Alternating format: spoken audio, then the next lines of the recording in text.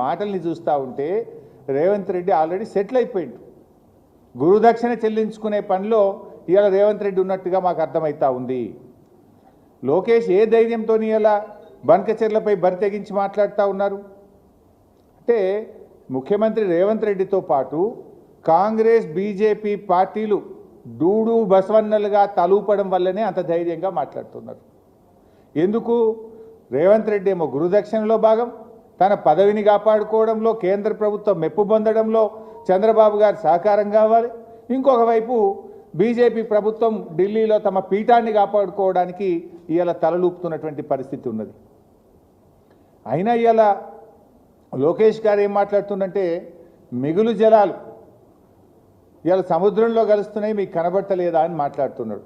నేను అడుగుతా ఉన్నా లోకేష్ గారిని, ఇవాళ అసలు సాగునీటి జలాలపైన లోకేష్ది అవగాహన లోపం, ఆయన అవగాహన లేకుండా మాట్లాడుతూ ఉన్నాడు. ఇన్ఫ్యాక్ట్ ఆయన ఒక యంగ్స్టర్. నేను ఆయనకు చెప్పదలుచుకున్న ఏంటంటే భవిష్యత్తులో మీరు చెడగొట్టుకుంటా ఉన్నారు, అవగాహన లేకుండా మాట్లాడి ప్రజల ముందు అభాస్పాలైతా ఉన్నారు. ఒక అంతర్రాష్ట్ర విషయంలో కానీ ఒక నీళ్ల విషయంలో మాట్లాడేటప్పుడు ఆచితూచి మాట్లాడాలి, అవగాహనతో మాట్లాడాలి. అధికారం ఉంది కదా, మందబలం ఉంది కదా, కేంద్రం మా చేతిలో ఉంది కదా, రేవంత్ రెడ్డి మా చేతిలో ఉన్నాడు కదా, మేము ఏం మాట్లాడితే అది చెల్తుంది అనుకుంటే అది పొరపాటు. నేను అడుగుతా ఉన్న లోకేష్ గారిని, మిగులు జలాలు సముద్రంలో కలుస్తున్నాయని మాట్లాడుతున్నారు మీరు.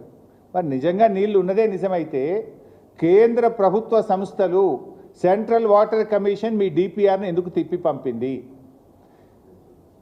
కేంద్ర ప్రభుత్వ సంస్థ గోదావరి రివర్ మేనేజ్మెంట్ బోర్డు మీ డిపిఆర్ను ఎందుకు తిప్పి పంపింది? కేంద్ర ప్రభుత్వ ఆధ్వర్యంలో ఉన్న పోలవరం ప్రాజెక్ట్ అథారిటీ మీ గోదావరి బనకచెర్ల డిపిఆర్ను ఎందుకు తిరస్కరించింది? కేంద్ర ప్రభుత్వ ఎన్విరాన్మెంట్ మినిస్ట్రీ మీ యొక్క ఎన్విరాన్మెంట్ ఇంపాక్ట్ అసెస్మెంట్ కోసం ఇచ్చిన డిపిఆర్ను ఎందుకు తిరస్కరించి వాపస్ పంపింది? నీళ్లు ఉన్నదే నిజమైతే 4 కేంద్ర ప్రభుత్వ సంస్థలు మీ గోదావరి బనకచెర్ల డిపిఆర్ను ఎందుకు తిప్పి పంపాయి, ఎందుకు తిరస్కరించాయో సమాధానం చెప్పు. నీళ్లు ఉన్నాయని ఎవరు చెప్పిండ్రు? సెంట్రల్ వాటర్ కమిషన్ చెప్పిందా? ట్రిబ్యునల్ చెప్పిందా? ఎవరు చెప్పారు? ఎవరు తేల్చారు? ఉంటే అందులో తెలంగాణ వాటా ఎంత, ఆంధ్రప్రదేశ్ వాటా ఎంత? ముందు దానికి సమాధానం చెప్పండి.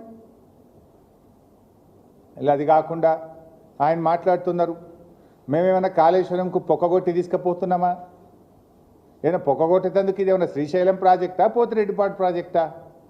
ఇదేమన్నా ఉమ్మడి ఆంధ్రప్రదేశా? నువ్వు పొక్కగొట్టేది ఉంటే ఇది లిఫ్ట్ ఇరిగేషన్ కదా, ఇది పొక్కగొట్టే ప్రాజెక్ట్ కాదు కదా. Kaleshwaram is lift irrigation project. ఎత్తిపోతల ప్రాజెక్టుకు పొక్కగొట్టుడో చిల్లుగొట్టుడో ఉండదు. అయినా ఇదేం ఉమ్మడి ఆంధ్రప్రదేశా? ఆనాడంటే ఉమ్మడి ఆంధ్రప్రదేశ్లో ఈ తెలంగాణ కాంగ్రెస్ తెలుగుదేశం నాయకులు పదవుల కోసం పెదవులు మూసుకోవడం వల్ల, తెలంగాణ నాయకత్వం దాసోహం కావడం వల్ల ఆనాడు మీరు ఆడిందే ఆట పాడిందే పాట. పోతిరెడ్డిపాడు పొక్కగొట్టి మీ ఇష్టం ఉన్నట్టు తీసుకుపోయినా ఈనాడు తెలంగాణ కాంగ్రెస్ నాయకులు మౌనం వల్ల ఆ రోజు తెలంగాణకు అన్యాయం జరిగింది. కానీ ఇక్కడ ఉన్నది బీఆర్ఎస్ పార్టీ. ఈనాడు తెలంగాణ ఒక రాష్ట్రంగా తెలంగాణ ఉన్నది. ఊకో తెలంగాణ ఉమ్మడి ఆంధ్రప్రదేశ్లో నడిచినట్టు మీ ఇష్టం ఉన్నట్టు పొక్కగొడతాం చెల్లు కొడతాం అంటే ఎవరు చూసుకుంటేందుకు ఊకోనికి తయారు లేడు. ఎందుకంటే ఆయన ఇవాళ ఒక విషయం ఆలోచన చేయాలి. అన్ని అబద్ధాలు నేను ఆయన మాట్లాడినాయి. కాళేశ్వరం ప్రాజెక్టును అసలు అనుమతులే లేవట, అనుమతులు లేకుండా మీరు కట్టినరు అని ఆయన గారు నిన్న మాట్లాడుతూ ఉన్నారు. కాళేశ్వరం ప్రాజెక్టుకు అన్ని అనుమతులు ఉన్నాయి. ఇవి కాళేశ్వరం ప్రాజెక్టుకు బీఆర్ఎస్ ప్రభుత్వం సాధించినటువంటి